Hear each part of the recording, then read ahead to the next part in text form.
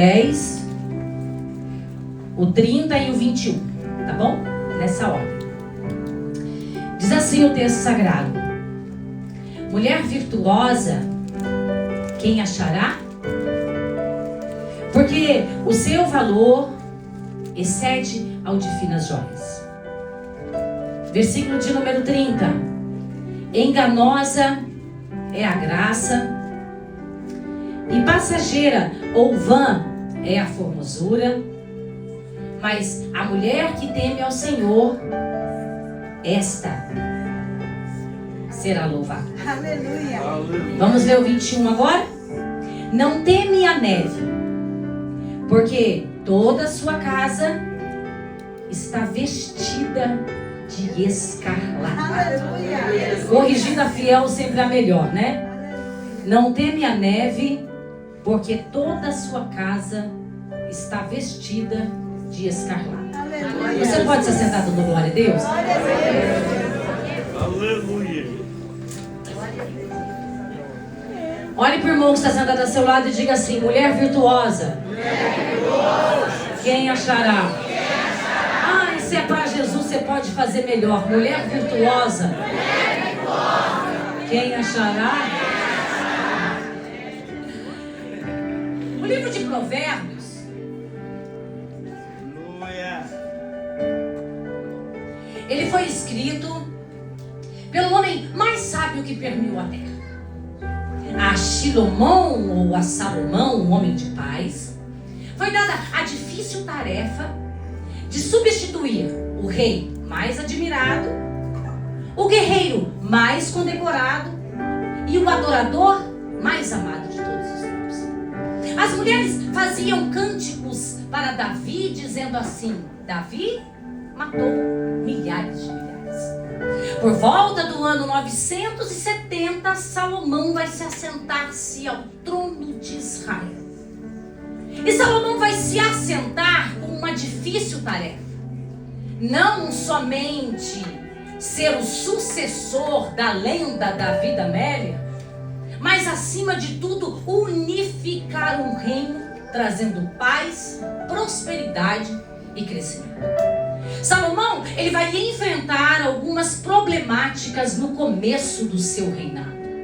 Porque Salomão, ele não é o predileto da corte. Porque o predileto da corte era o seu irmão mais velho, por nome de Adoniarro. Adonias conseguiu o grande feito de fazer até com que o sacerdote Abiatar se revoltasse contra a vontade de Deus, contra a vontade do rei, e ungisse em lugar do seu irmão ele ao rei de Israel. Como se não bastasse não ser o predileto da corte, ele também não era o predileto do povo. Porque o predileto do povo já tinha sido eleito até mesmo quando Davi era rei, que era Absalão. Absalão, ele se assentava na porta da cidade. E a Bíblia Sagrada vai dizer que ele se assentava ali no intuito de roubar o coração do povo que entrava para se consultar com o rei Davi.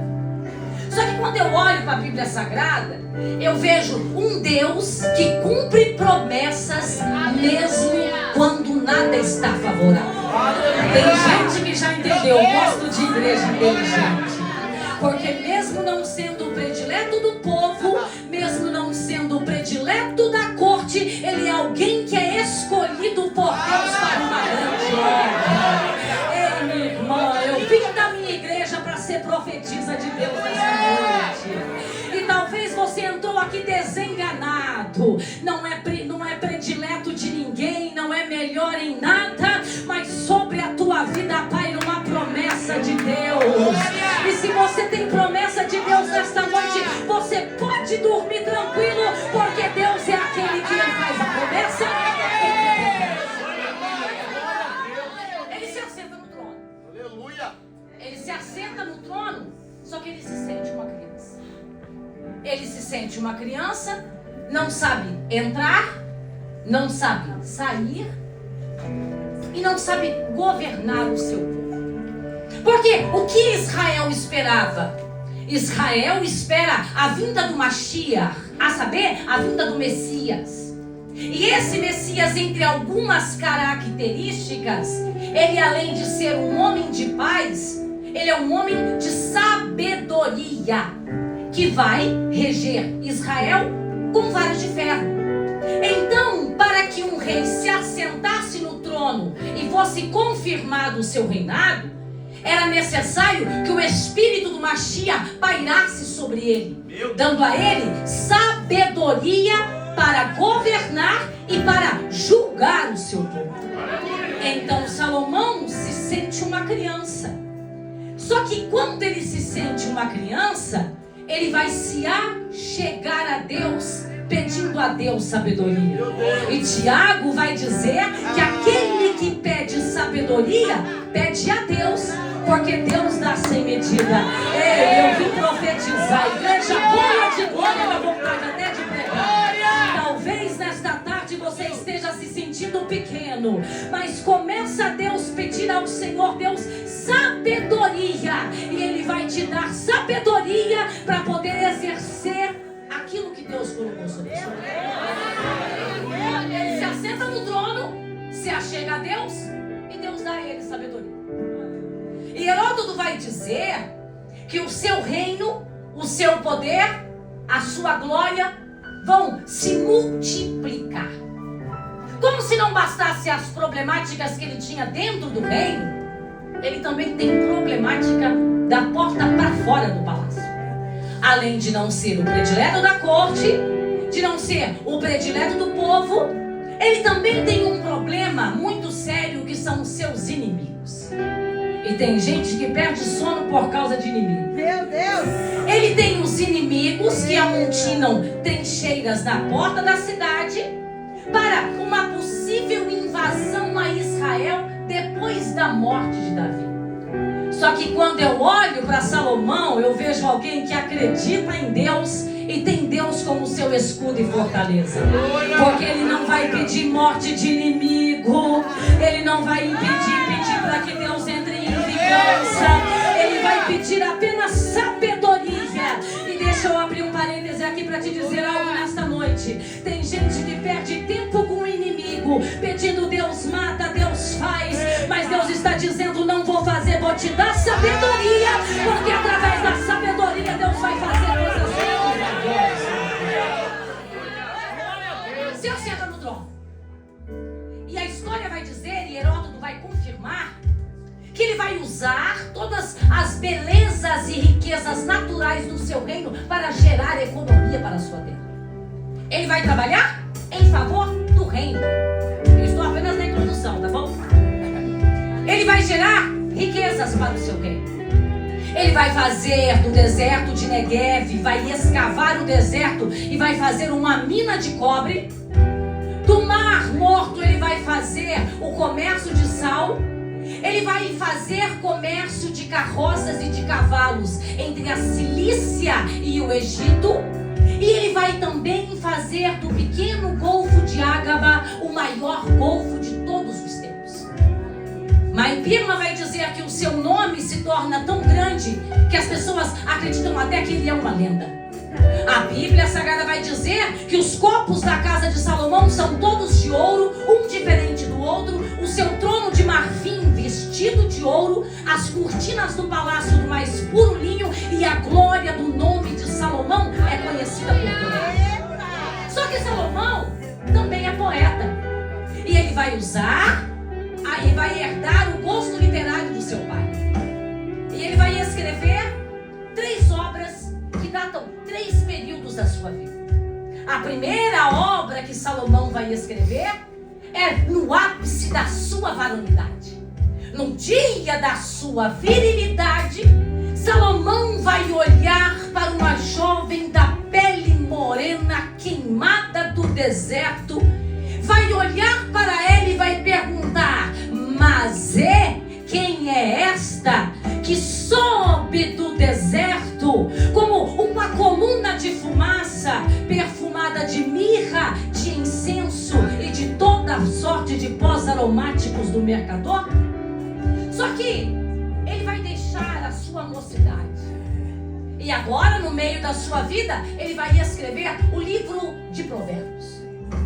Já no final da sua vida, Salomão não vai escrever o Shir Sha'arim, o Cântico dos Cânticos, não vai escrever o livro de Mishlei, mas ele vai entender que Rachel, Verachel, Hakol, Verachel, vaidade de vaidade. Porque tudo é vaidade e tudo é aflição de espírito. Só que o livro de Provérbios, ele vai se tornar um best-seller. Escritores vão dizer que este livro não apenas será conhecido no meio evangélico, no meio cristão e no meio judaico, mas ele vai ser conhecido também no meio secular. Ele vai ser um livro lido, aprovado, meditado e propagado. Ele vai ser considerado um best-seller. E eu fui estudar a respeito dos best-sellers para poder entender o que um livro faz para tornar-se um best-seller. E eu entendi que todos os escritores de best-seller, eles, sem dúvida nenhuma, eles dizem que tem pelo menos 2 requisitos para que um livro se torne um best-seller. O primeiro requisito é que o escritor, ele tem que ter a capacidade de prender a atenção dos leitores desde a primeira até a última página. A segunda característica para que um livro se torne um best-seller é necessário que o escritor, ele guarde as maiores revelações do seu livro para as últimas páginas e para os últimos capítulos. Só que quando eu olho para Salomão, eu vejo alguém que não quer impressionar pelaquilo que fala ou pelaquilo que escreve. Porque nos 2 últimos capítulos, Salomão vai se calar para dar a oportunidade de 2 grandes homens falarem. O capítulo de número 30, ele vai dar a oportunidade para Agur dizer a respeito de parábolas e também a respeito da formiga. E ele vai nos ensinar uma grande lição dizendo: vai ter com a formiga, ó preguiçoso. Porque a formiga, ela não se importa se o tempo está chuvoso, está frio, mas a formiga exerce o seu trabalho. E tem crente perdendo para a formiga, porque no dia do frio, no dia da chuva, não quer vir para a igreja. Mas eu quero louvar a Deus que nesta noite a gente vai aprender com o livro de Provérbios a buscar a presença de Deus. No último capítulo, ele vai dar a oportunidade de Lemuel lembrar-se dos conselhos de sua mãe. Ela vai começar a partir do versículo de número 3, dizendo: meu filho Lemuel, não dê às mulheres a sua força, e tampouco aos homens os caminhos que destroem o rei. E ela então vai começar a dar características de uma mulher virtuosa. Para muitos, esta mãe de Lemuel é uma sogra exigente. Para outras, é alguém que tem uma conduta e um estilo muito duro. Mas para Lemuel, conselhos que podem destruir um reino ou restaurar uma vida. Ela vai dizer: mulher virtuosa, quem achará? Porque não é fácil encontrar uma mulher virtuosa. E também não é difícil, não é fácil tornar-se uma mulher virtuosa, e também não é fácil encontrar uma mulher virtuosa. Ela vai começar a dar características de uma mulher que tem a sua essência, as virtudes que agradam a Deus. E pela revelação do Espírito, eu entendi que isso não é uma mulher, porque a mulher na Bíblia representa a igreja. Então, uma igreja é a única capaz de ter todas essas virtudes para que o rei que se assenta na porta, lugar de julgamento, possa olhar, julgar e louvar a ela. Ela vai começar a dizer sobre a mulher virtuosa.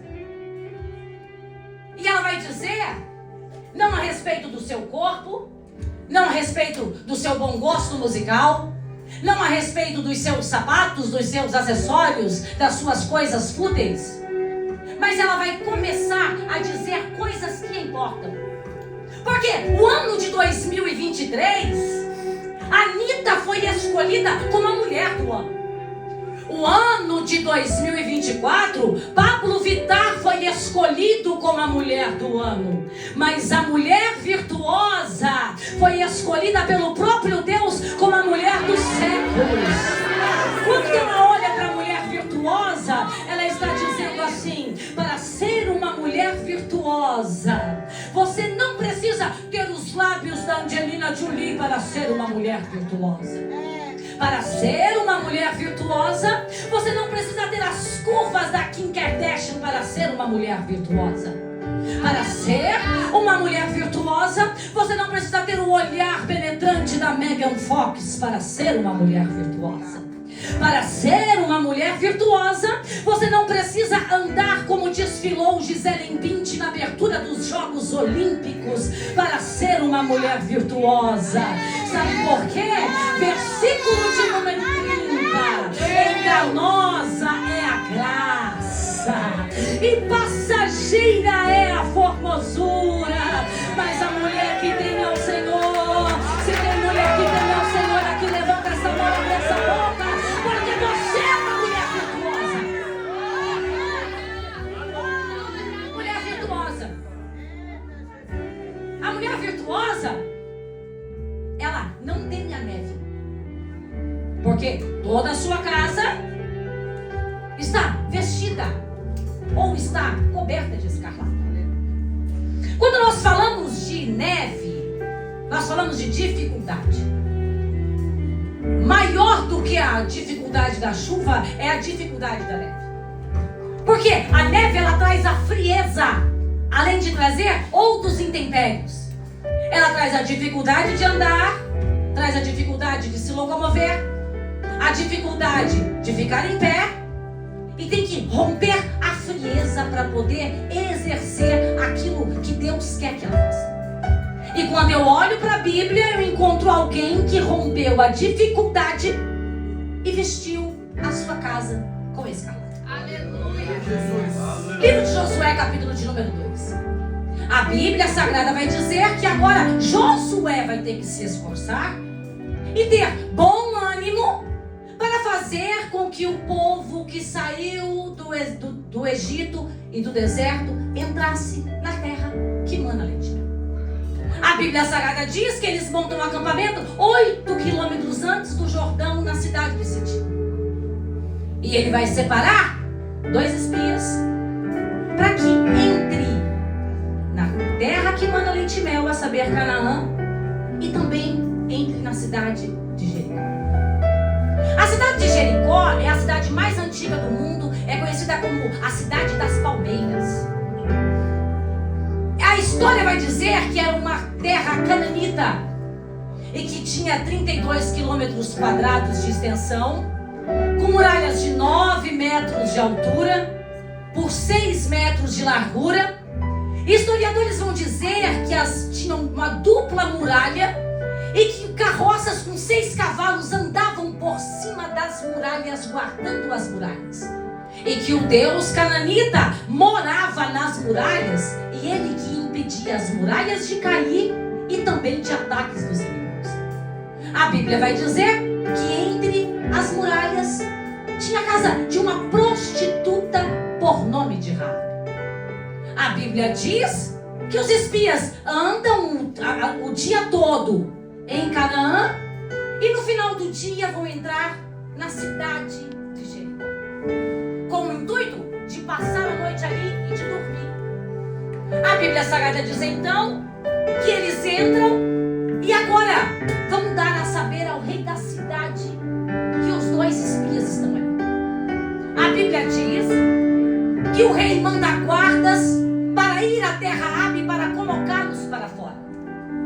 Diz a Bíblia Sagrada que ela entende que contra o povo de Deus ninguém se levanta. E agora ela vai levá-los para o telhado e vai os colocar entre as canas de linho que estavam no telhado. E o linho é uma das formas de salvação.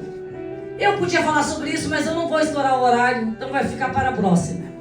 A Bíblia diz que ela desce, abre a porta e atende os guardas e vai dizer: certamente eles estiveram aqui.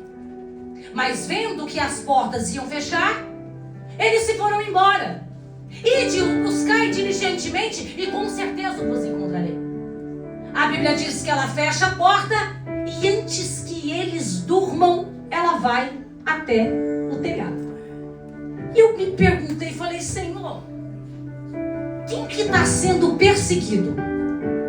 Quem que está correndo perigo de morrer tem paz para poder se deitar e dormir. Sabe quem tem paz para deitar e dormir no meio à perseguição, à calúnia, à necessidade, à dificuldade? Só quem entende que está enrolado no linho, porque Apocalipse vai dizer que o linho é as obras de justiça dos santos, ou seja, eles estão guardados debaixo da mão do Onipotente. Quem tem mão para levantar pode levantar. Sabe por quê? Porque Satanás está dizendo que vai tirar teu sono, vai tirar tua paz e vai tirar tua alegria. Mas Deus está dizendo: pode dormir tranquilo, pode dormir tranquilo, porque quem te guarda é o guarda de Israel.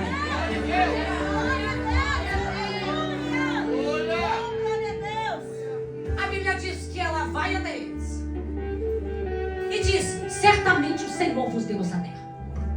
Porque o pavor de vós caiu sobre nós e em nós ninguém tem ânimo nenhum. Porque nós temos ouvido o que o vosso Deus fez quando abriu o mar vermelho para que em seco vocês atravessassem. Nós também ouvimos o que vocês fizeram com os reis Seom e Og, a qual destruíste completamente.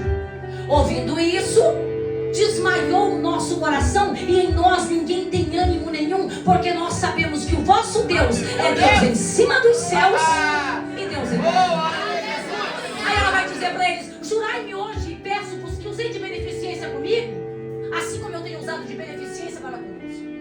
E no dia que entrares nesta terra para possuí-la, guardai a vida do meu pai, da minha mãe, dos meus irmãos e de toda a minha família.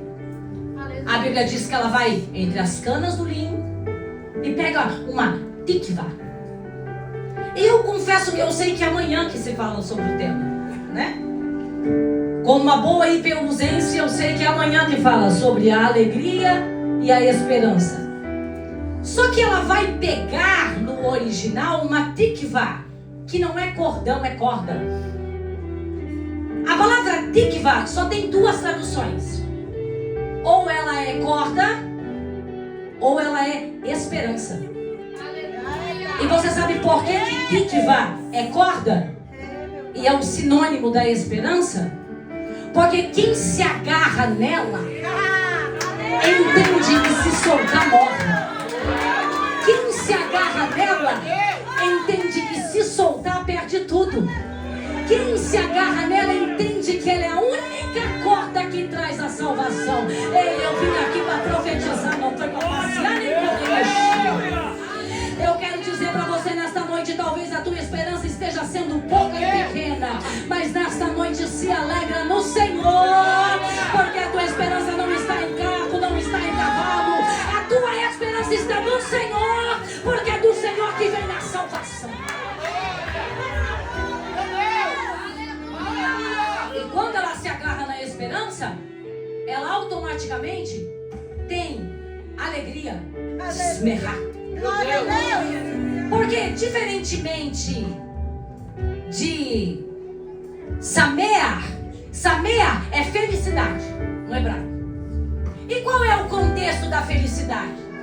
Felicidade é uma coisa que depende do ambiente que eu estou. Felicidade é uma coisa que depende do lugar que eu estou colocando a minha fé. Felicidade é um estado que eu estou se eu estiver numa festa. Se eu estiver numa festa, se estiver tudo bem, se estiver tudo tranquilo, se o tempo estiver favorável, se tiver uma festa ou uma música, então eu me alegro. Esmerrar não é felicidade, é alegria. E a alegria aqui não vem de coisas externas. não vem de aparência, mas vem daquilo que está dentro de mim. Tem gente que já entendeu.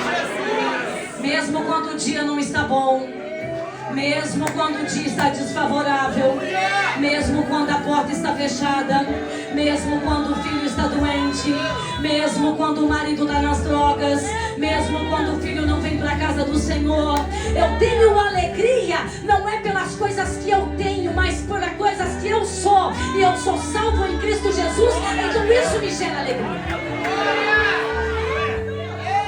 Ela coloca a corda escarlata, tikvá.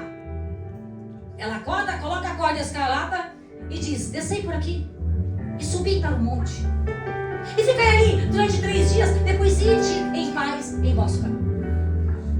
Eles olham para ela e diz assim para ela: desobrigados seremos deste teu negócio, se no dia que entrarmos nesta terra para possuí-la, não estiver sobre a tua janela esta corda que me fizeste.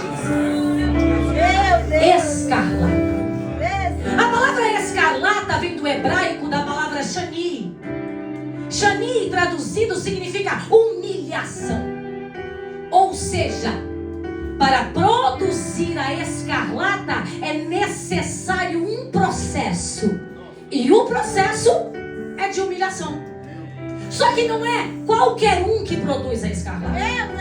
A ciência vai dizer que o único bicho que produz a escarlata é um verme por nome de cochonilha. A cochonilha, ela então vai ser morta, esmagada e humilhada, e através do seu martírio, da sua morte, do seu sofrimento, ela produz a escarlata. Aí o Salmo 22, Salmo davídico messiânico, que Jesus vai dizer na cruz: Eli, Eli, Eli é meu em aramaico. Lama, lama é porque lama sabactani, desamparaste. É o salmo que Davi vai citar. Só que no verso 5, ele vai dizer a respeito da escarlata. E ele vai dizer: eu não sou homem, eu sou o opróbrio dos homens, eu sou um verme. A palavra ali no original hebraico é escarlata. Eu sou um verme escarlata, macerado e humilhado pelo povo. Davi entendeu que só tinha uma forma, através da morte do verme, que produziria vida. Ei, eu vim aqui pregar para você. Você pode tentar de todas as maneiras, mas o único que tem poder da escarlata é Ele. Você pode levantar esta mão, abrir esta boca e glorificar, porque Ele está aqui nesta noite.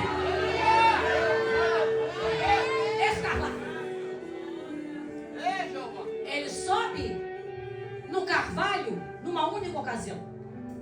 A ciência diz, depois você dá um Google lá que você vai ver, que ele sobe no carvalho, fixa o seu corpo no madeiro e ele vai ficar ali durante algumas horas com o seu corpo no madeiro, até que solte escarlata do seu corpo. Aleluia. Quando solta escarlatas, os seus filhotes que estão por debaixo dele vai receber a camada de escarlata que vai protegê-los, vai blindá-los do ataque dos inimigos, e os predadores não vão conseguir destruir eles. Está entendendo porque o inimigo tenta, mas não consegue te derrubar e te destruir?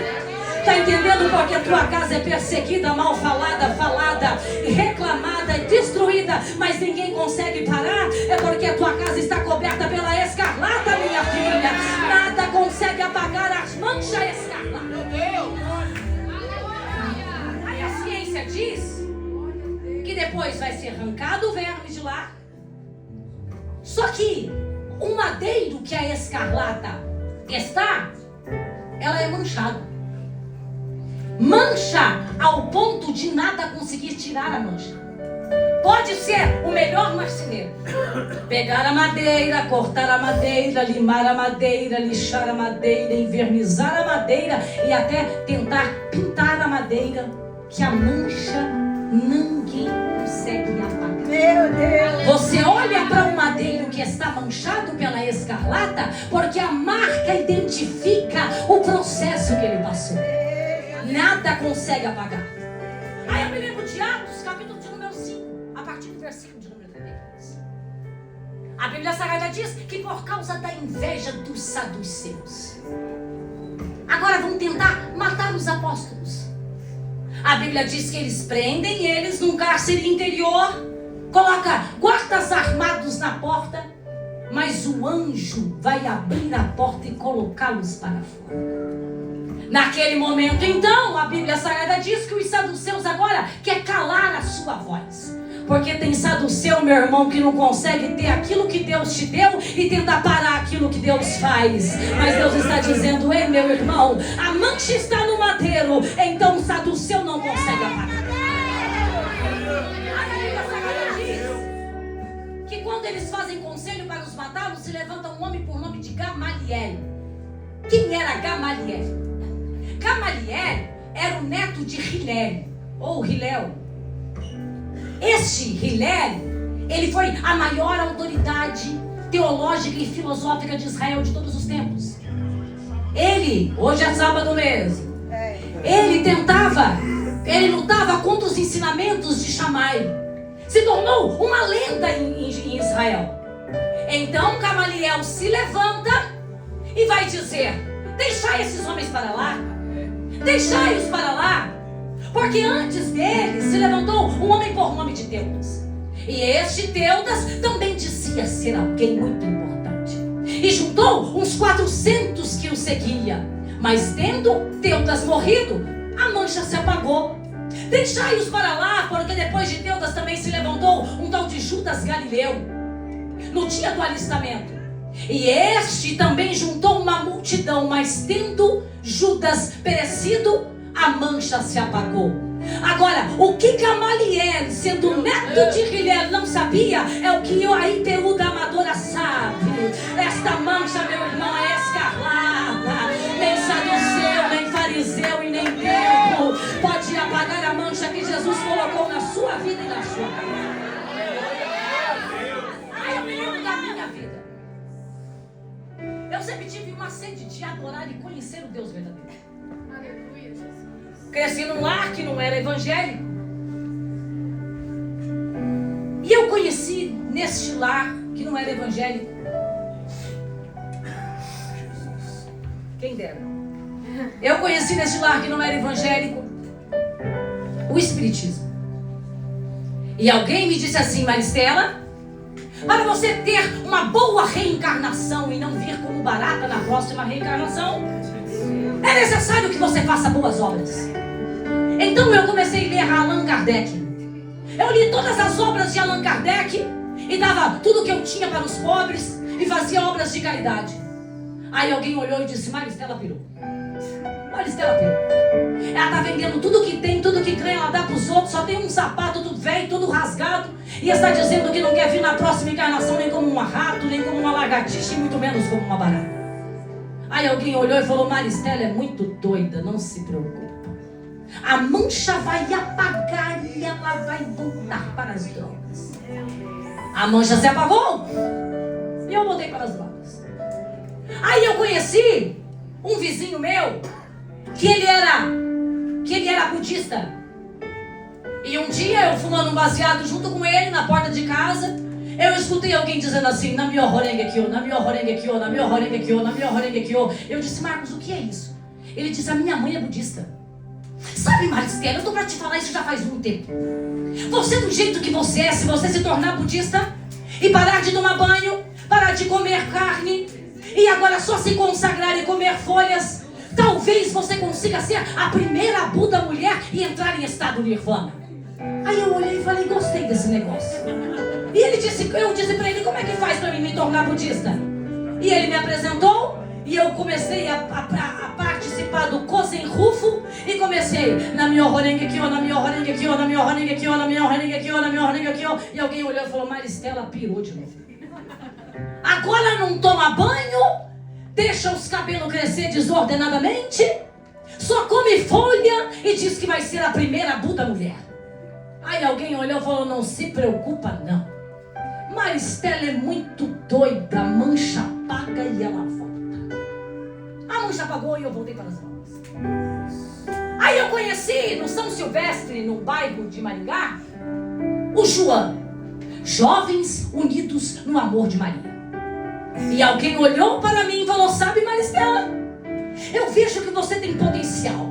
Se você se tornar uma freira, abrir mão e entrar para o celibato, você consegue com certeza se tornar a madre superior do lugar.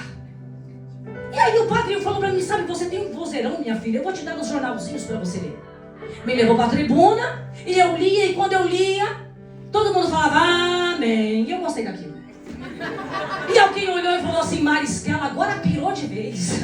Só anda de preto com um crucifixo no pescoço e está dizendo que vai ser freira. E alguém olhou e falou, não se preocupa não, Maristela é muito doida. A mancha apaga e ela volta. A mancha apagou e eu voltei para as drogas. Aí um dia eu entrei dentro de uma igreja evangélica. Entrei na igreja evangélica arrastada porque fiquei endemoniada desde a calçada. Erguendo os bancos da igreja, o pastor se levantou, expulsou o demônio de mim e naquele dia Jesus me batizou com o Espírito Santo e fez promessa de salvação. Aí alguém olhou e falou, agora a Maristela pirou de tudo, agora a Maristela está muito doida. Porque agora a Maristela virou irmã, só usa saia, prega no meio da rua e daqui uns dias é pastora. E alguém olhou e disse assim, Maristela é muito doida, não se preocupa. A mancha apaga e ela volta. Mas o que eles não sabiam é que agora é escarlata. Nem o tempo, nem a dificuldade, nada pode apagar a mancha escarlata. Se tem mancha escarlata aí, abre essa mão e glorifica. Oh, que ele está aqui!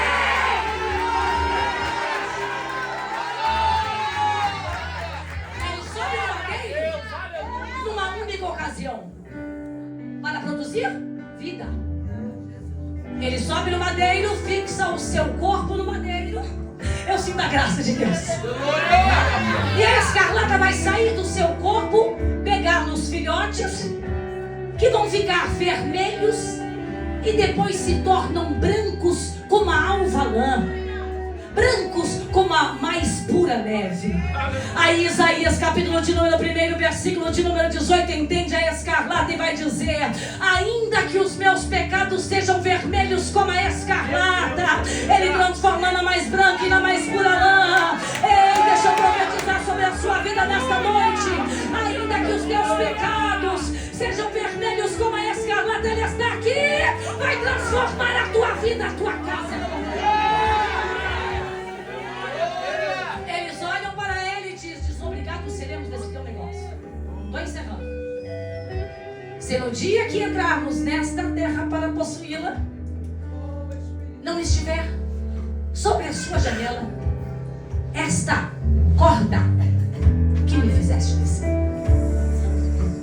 A esperança do povo de Canaã, a esperança do povo de Jericó estava nas muralhas.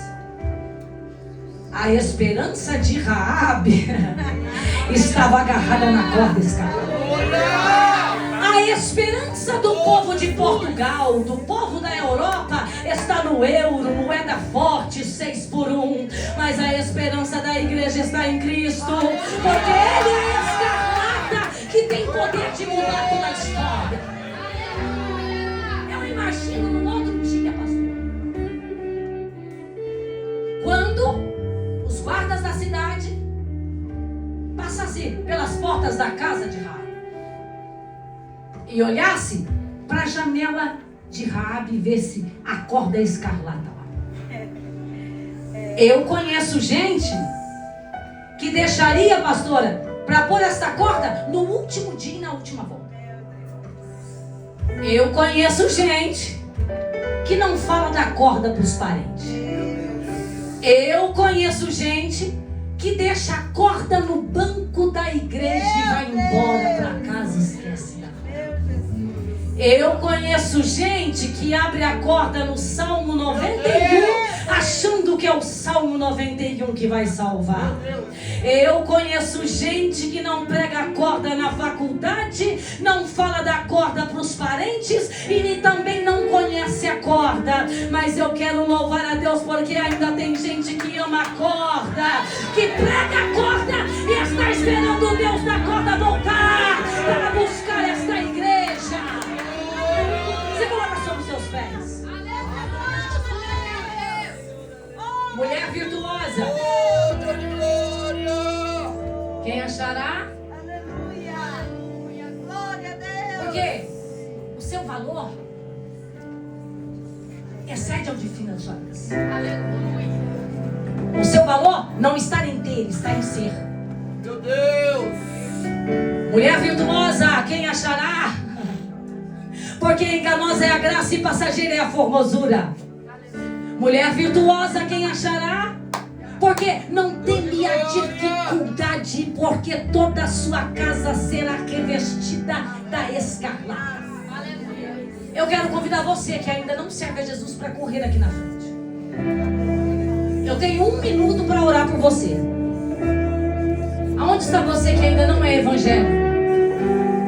Aonde está você que nesta noite entrou por aquelas portas a convite de alguém, ouviu a palavra e nesta noite quer se decidir para Cristo? Tem alguém aqui nesta noite que ainda não serve a Jesus? Tem alguém aqui nessa noite que ainda não é cristão, que ainda é evangélico? Se tem, correr aqui na frente que eu quero orar por você. Aleluia. Não tem? Aleluia, Jesus. Não tem ninguém? Todo mundo salvo aqui? Está todo mundo salvo? Está todo mundo agarrado na corda? Então vamos orar então? Amém? Você pode orar comigo? Fecha seus olhos então, Pai.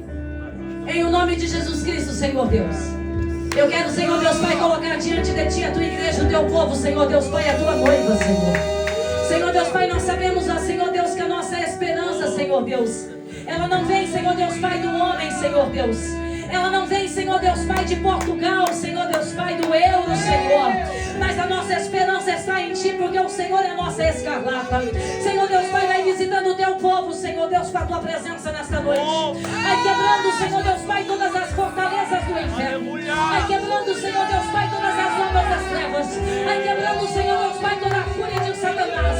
Vai quebrando, Senhor Deus Pai, tudo aquilo, ó Deus, que quer entristecer o Teu povo, parar o Teu povo, Senhor, e impedir, ó Deus querido e santo, a manifestação da Tua presença. Senhor Deus Pai, visita, Senhor Deus Pai, nesta noite o Teu povo, Senhor Deus Pai, com a Tua graça, Senhor, e derrama da Tua escarlata, Senhor Deus Pai, sobre eles.